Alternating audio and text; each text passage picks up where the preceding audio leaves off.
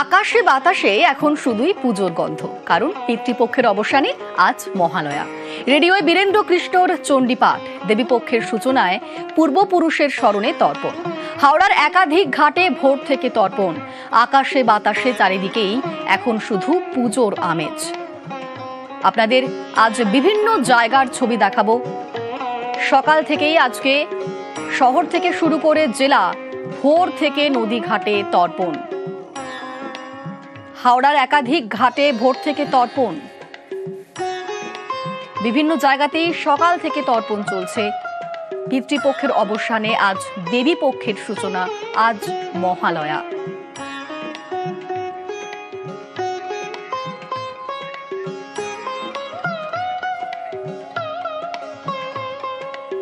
এই মুহূর্তে আপনারা দেখতে পাচ্ছেন হাওড়ার ছবি, রামকৃষ্ণ ঘাট। সেখানে আজ ভোর থেকেই তর্পণের ভিড় দেখতে পাচ্ছেন, যে ছবি, প্রচুর ভিড় রয়েছে রামকৃষ্ণ ঘাটে। হাওড়া রামকৃষ্ণ ঘাটের ছবি এই মুহূর্তে আপনাদের দেখাচ্ছি। পিতৃপক্ষের শেষে আজ দেবী পক্ষের সূচনা। এই মুহূর্তে আমাদের সঙ্গে হাওড়ার রামকৃষ্ণ ঘাট থেকে সরাসরি রয়েছেন প্রতিনিধি দেবাশিস। দেবাশিস, পিতৃপক্ষ শেষ, এবার মাতৃপক্ষ শুরু। আজ ভোর থেকেই বিভিন্ন জায়গাতেই ভিড়, সেরকমই রামকৃষ্ণ ঘাট, সেখানেও সকাল থেকেই দেখতে পাচ্ছি ভিড়ের ছবি। এখন কি পরিস্থিতি?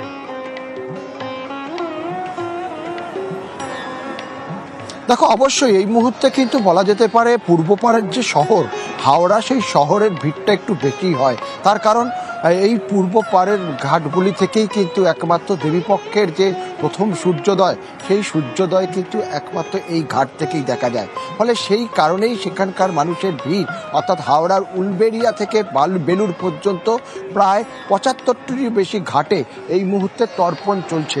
এবং সেখানে আমি তোমাকে ছবিটা দেখাতে বলবো যে ভোর প্রায় ৪টের পর থেকে সেখান থেকে মানুষের ভিড়, এবং বেলা বাড়ছে, ভিড়ও বাড়ছে বিভিন্ন জায়গায়।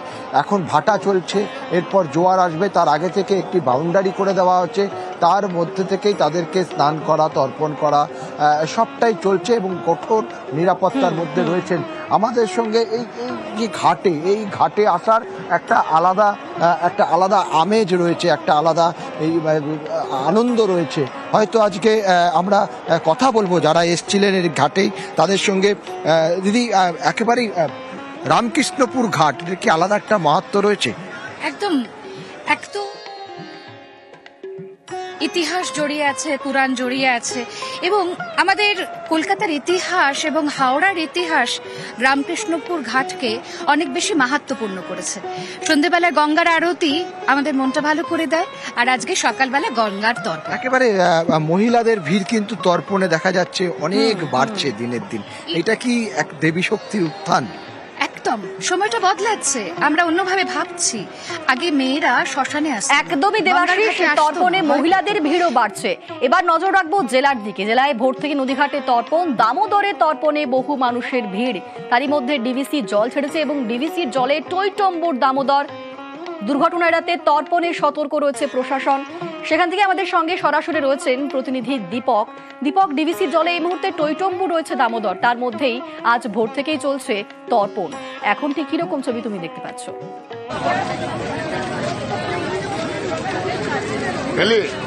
দেখো, পিতৃপক্ষের শেষ এবং দেবী পক্ষের সূচনা। প্রায় হাজার হাজার মানুষ দামোদরের এই ঘাটে ভিড় জমিয়েছে তর্পণের করতে।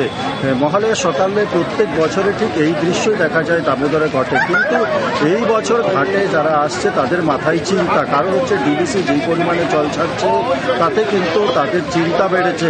টানা ৫ দিন ধরে জল ছাড়া শুরু করেছে ডিভিসি, এবং প্রত্যেক দিন যদি বলা যেতে পারে ৪০,০০০ কিউসিক থেকে ৫০,০০০ কিউসিক জল ছাড়ছে ডিভিসি, যার ফলে কিন্তু জলের স্তর বেড়েছে দামোদর নদে, এবং তাতেই আতঙ্ক বাড়ছে। যারা তর্পণ করতে এসছে পুণ্যার্থীরা, তাদের এই সমস্যার মুখে পড়তে হচ্ছে।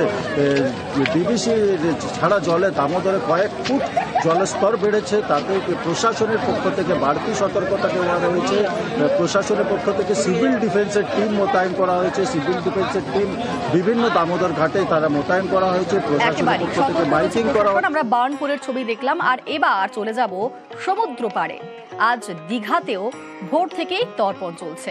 পূর্বপুরুষের স্মরণে দীঘায় তর্পণ, আর ভোর থেকেই সমুদ্র পাড়ে হাজারো মানুষের ভিড়। পূর্বপুরুষের স্মরণে দীঘায় তর্পণ, পিতৃপক্ষ শেষে দেবীপক্ষের সূচনা এবং আজ ভোর থেকেই তর্পণ চলছে সমুদ্র পাড়েও। দীঘা থেকে রয়েছেন আমাদের প্রতিনিধি পঙ্কজ রয়েছেন আমাদের সঙ্গে। পঙ্কজ, আজকে ভোর থেকে সমুদ্র পাড়েও কিন্তু তর্পণ চলছে এবং সেখানেও হাজারো মানুষের ভিড়। এখন ঠিক কিরকম ছবি তুমি দেখতে পাচ্ছ?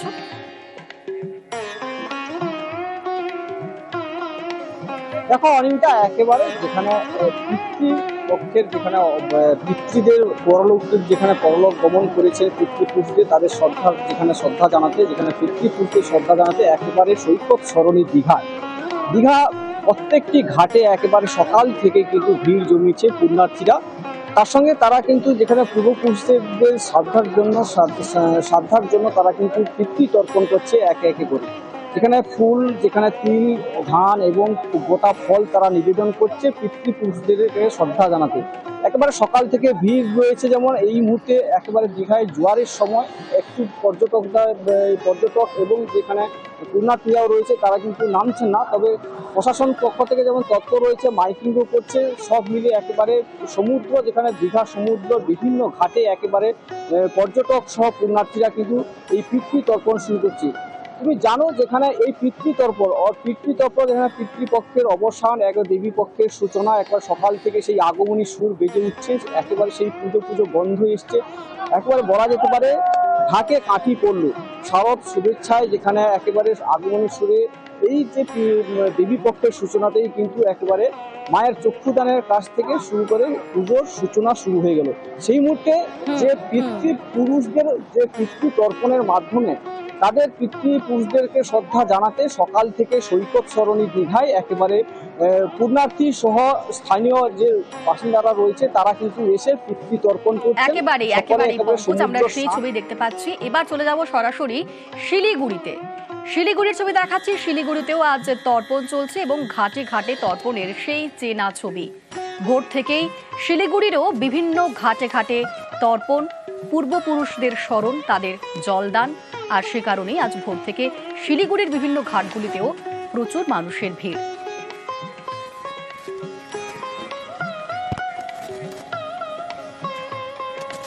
আর পিতৃপক্ষের শেষ দিনে অবশ্যই বাবুঘাটের দিকে নজর রাখতে হচ্ছে।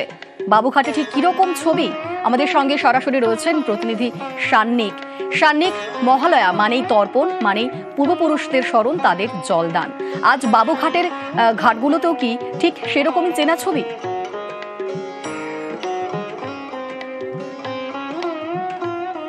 একেবারেই তাই, কেননা প্রত্যেক বছর শহর কলকাতায় সব থেকে বেশি যে ঘাটে ভিড় হয় সেটা অবশ্যই বাবুঘাটের এই বাজার কদমতলা ঘাটে।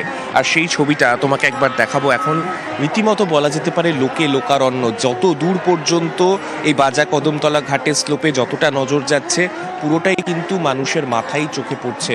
এই মুহূর্তে এই ভিড় একেবারে আজকের দিনটাকে আলাদাভাবে পরিচয় করিয়ে দেওয়ার অপেক্ষা অবশ্যই রাখে না। কেননা এই একদিকে যেমন আজকের এই মহালয়াতে প্রত্যেকে আসেন সকালবেলা উঠে পিতৃপুরুষের উদ্দেশ্যে জল দিতে, ঠিক তার পাশাপাশি এখান থেকে বাড়ি ফেরার পরে কোথাও গিয়ে সেই পুজোর আমেজ, সেই পুজো এসে গেছে, সেই আমেজটা কিন্তু একেবারে সম্পূর্ণভাবেই আমাদের জীবনের সঙ্গে ওতপ্রোতভাবে জড়িয়ে থাকে।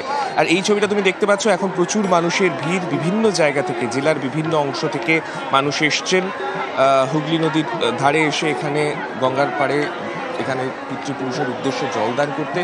একদিকে যেমন তারা গঙ্গার দিকে এগোতে চেষ্টা করছেন, কিন্তু অবশ্যই তার পাশাপাশি যেদিকে নজর তারা রাখতে হবেই অবশ্য, সামনে আমরা যে ছবি দেখতে পাচ্ছি রিভার ট্রাফিকের তরফে কড়া নজরদারি রাখা হচ্ছে। কলকাতা পুলিশের উচ্চপদস্থ আধিকারিকরা তারা উপস্থিত রয়েছেন উল্টো দিকে বার্জের ওপর, তারা সেখান থেকে নজর রাখছেন।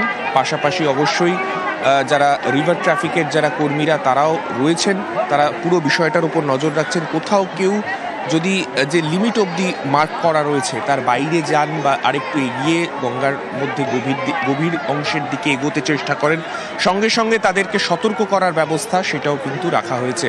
আর কিছুক্ষণ পরে 8টার পরে আজকে জোয়ারের সময় রয়েছে, তাই সেই সময়টার জন্য আলাদাভাবে সতর্কতা নেওয়া রয়েছে কলকাতা পুলিশের তরফে, যাতে সেই সময় কোনো রকমভাবে কোনো অপ্রীতিকর ঘটনা না ঘটে যায়। পুজোর ঠিক আগেই আজকের দিনটাতে প্রচুর মানুষ আজকে এখানে আসেন, ভিড় করেন। এখানে তারা তাদের পিতৃপুরুষের উদ্দেশ্যে জল দিয়ে পিতৃপক্ষের যে অবসানের এই দিন, আজকে থেকে দেবীপক্ষের সূচনা, সেই দিনটাকে উদযাপন করা হয় কার্যত। সেই ছবিটাই কিন্তু বাবুঘাটে অন্যান্য বছরের মতো এই বছরও পালিত হচ্ছে, কিন্তু তার মধ্যে অবশ্যই পুলিশের কড়া সতর্কতা, সেই ছবিটাও প্রতি মুহূর্তে সামনে আসছে। একেবারেই সান্নিক বাবুঘাট মানেই লোকে লোকারণ্য এবং তারই সঙ্গে সতর্ক রয়েছে প্রশাসনও। আর এবার আমরা দেখব একটু আলিপুরদুয়ারের ছবি। আলিপুরদুয়ারের নদীঘাটে ভোর থেকে তর্পণ চলছে, প্রচুর মানুষ তারা বিভিন্ন জায়গাতেই ভিড় জমিয়েছেন। আলিপুরদুয়ারের ডিমা থেকে আমাদের সঙ্গে সরাসরি রয়েছেন প্রতিনিধি রাজকুমার। পিতৃপক্ষ শেষ, দেবীপক্ষের সূচনা, আজ মহালয়া, আজ পূর্বপুরুষদের স্মরণ করে জলদান। আলিপুরদুয়ার নদীঘাট, সেখানে ঠিক কিরকম ছবি তুমি দেখতে পাচ্ছ?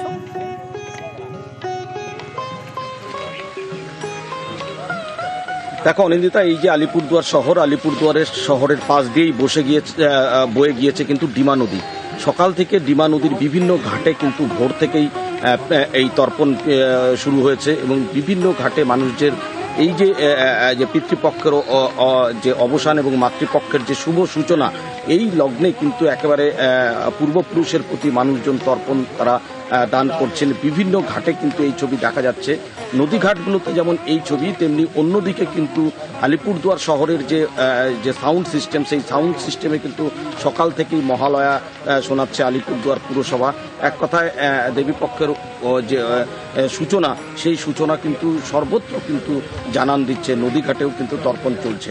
অনিন্দিতা, একেবারেই আমরা সেই ছবি দেখতে পাচ্ছি। আমরা আজ সকাল থেকেই বিভিন্ন জায়গার ছবি দেখাচ্ছি, যেমন দেখাচ্ছি শহর কলকাতার বাবুঘাটের ছবি, তেমনই দেখাচ্ছি জেলার বিভিন্ন ছবি। এই মুহূর্তে দেখতে পাচ্ছেন আলিপুরদুয়ারের ছবি, যেখানে পিতৃপক্ষের শেষে মাতৃপক্ষের সূচনায় আজ পূর্বপুরুষদের স্মরণে তাদের জলদান করছেন অনেকেই, এবং নদীঘাটে ভোর থেকেই তর্পণ চলছে, সেই ছবিটাই নজরে আসছে। আকাশে বাতাসে এখন শুধুই পুজোর আমেজ, কারণ আজ মহালয়া, আর মাত্র কটা দিন, তারপরেই পুজো। যে দিনগুলোর জন্য সারা বছর মুখিয়ে থাকে বাঙালি, অপেক্ষা করতে থাকে বাঙালি, এখন যেন তারই আর কিছুক্ষণের বাকি।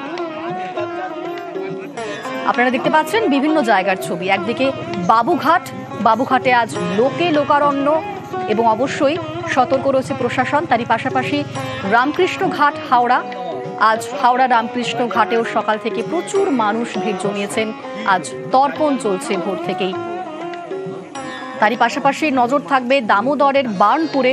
দামোদরে ডিভিসি জল ছেড়েছে, সেই জন্যই কিন্তু রীতিমতো একেবারে ফুলে ফেটে জলস্তর। তারই সঙ্গে চলছে তর্পণ এবং সেখানেও সতর্ক রয়েছে প্রশাসন। আর দেখতে পাচ্ছেন আলিপুরদুয়ারের ছবি, ডিমা নদী, সেখানে সকাল থেকেই তর্পণের জন্য মানুষের ভিড়।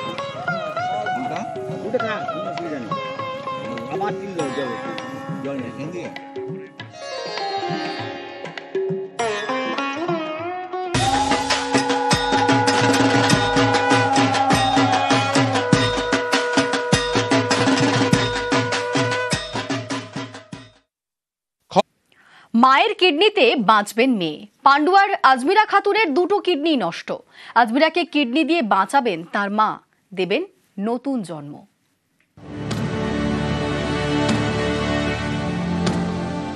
মায়ের হাত ধরে ভালোভাবে বাঁচার স্বপ্ন দেখছেন হুগলির আজমিরা খাতুন। মায়ের কিডনি পেয়ে বাঁচবেন আজমিরা, মা দেবেন নতুন জন্ম। আমার 5-6 বছর আগে থেকে হয়েছে কিডনির সমস্যা, মানে কিডনি পুরো ড্যামেজ, কিডনি মা দিচ্ছে। বছর 28-এর আজমিরা খাতুন থাকেন পান্ডুয়ায় মায়ের কাছে। 5 বছর ধরে কিডনির সমস্যায় ভুগছেন আজমিরা। দুটো কিডনি অকেজো। 1.5 বছর ধরে ডায়ালিসিস চলছে। বাঁচার একমাত্র উপায় কিডনি প্রতিস্থাপন, কিন্তু তাতে প্রচুর খরচ। স্বামী মার্বেলের কাজ করেন, অভাবের সংসার, এত টাকা আসবে কোথা থেকে? মেয়েকে বাঁচাতে কিডনি দিতে চান মা জাহিরা বিবি। শারীরিক পরীক্ষাতেও সায় মিলেছে। এসএসকেএমে চলছে আজমিরার চিকিৎসা। পুজোর পরে হবে তার কিডনি প্রতিস্থাপন। কিডনি আমি দিচ্ছি মেয়েকে, কি করবো, বাঁচাতে তো হবে। মেয়ে আমার চোখের সামনে মরে যাবে, সেটা তো আমি চাই না। ওরা একটা বাচ্চা আছে, জন্ম দেওয়াই হচ্ছে আর একবার, আবার বাঁচাচ্ছি মেয়েকে। কিডনির জন্য চেষ্টা করেছি, গরিব মানুষ কোথায় পাবো, কিনতে পারবো। পান্ডুয়া থেকে সোমনাথ ঘোষ, নিউজ 18 বাংলা। ফাঁসি দেওয়ার মহানন্দা সেচখালের কালভার্ট ভেঙে বিপত্তি। জল বাড়লে দুপাড় ছাপিয়ে ভাঙতে পারে মাটির পাড়, ভেসে যেতে পারে একাধিক এলাকা। আতঙ্কে রয়েছেন বাসিন্দারা।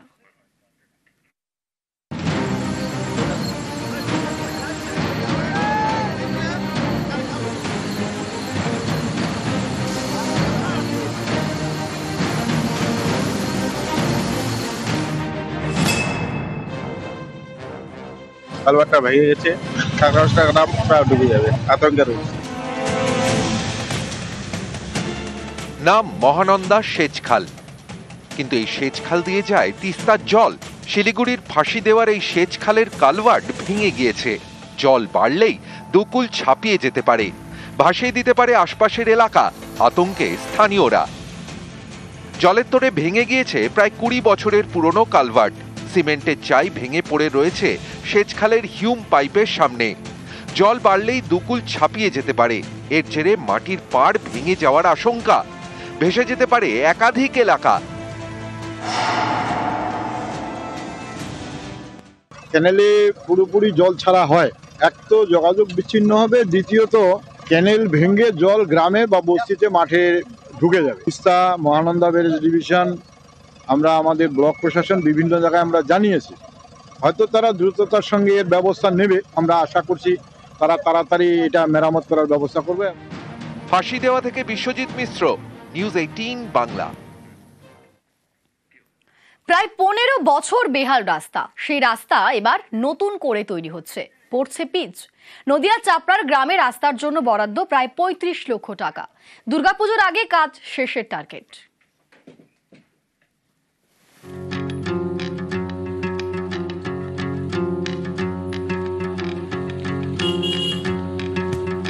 রাস্তায় পড়ছে পিচ। দুর্গাপুজোর আগে ঝকঝকে রাস্তা পাচ্ছে নদিয়ার গ্রাম।